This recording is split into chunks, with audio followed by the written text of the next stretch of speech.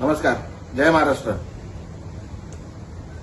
जो प्रकार माझ्यात आणि पत्रकारांमध्ये हा झालेला आहे त्याच्यासाठी मी मनापासून दिलगिरी व्यक्त करतो आणि हा प्रकार का घडला हे जरा आपल्याला सांगू इच्छितो. ज्या दिवसापासून मी शिवसेनेत प्रवेश केलाय त्या दिवसापासून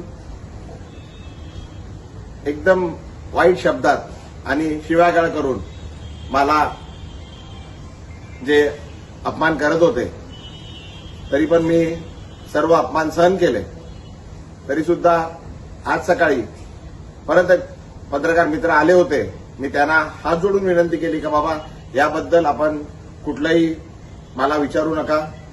जे मला काय बोलायचं होतं ते मी सर्व बोलून झालेलं आहे. आता कृपा करून काय बोलू नका. मी हात जोडून त्यांना विनंती केली. वारंवार मी सांगत आलेलो आहे का बाबा हे सर्व प्रकार हा माझा आहे.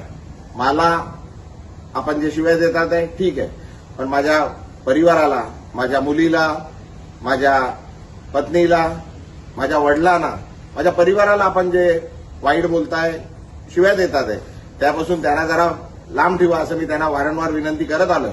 तरी सुद्धा आज सकाळी पण पुन्हा एकदा माझ्या पत्नीबद्दल, माझ्या वडिलांबद्दल वाईट शब्द, वाईट गोष्टी सांगण्यात आल्या, खोट्या गोष्टी सांगण्यात आल्या आणि तरी ते पत्रकार त्याच गोष्टी परत विचारणा करता आल्या. माझ्याकडून त्यांना विनंती करण्यात आली पण त्यांनी न थांबता ते चालू राहिलं. त्याच्यात जरा वाद जरा जास्त झाला. माझ्याकडून चुकीने काहीतरी अपशब्द निघाले.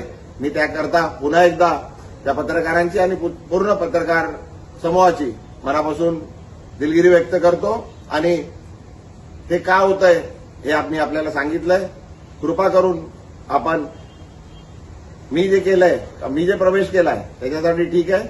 माझ्या परिवाराला, माझ्या मुलीला, माझ्या परिवाराला, माझ्या पत्नीला, माझ्या वडिलांना जे हयात नाहीये, माझ्या आईना आणि माझ्या पूर्ण परिवाराला याच्यापासून जरा लांब ठेवा अशी आपल्याला विनंती करतो.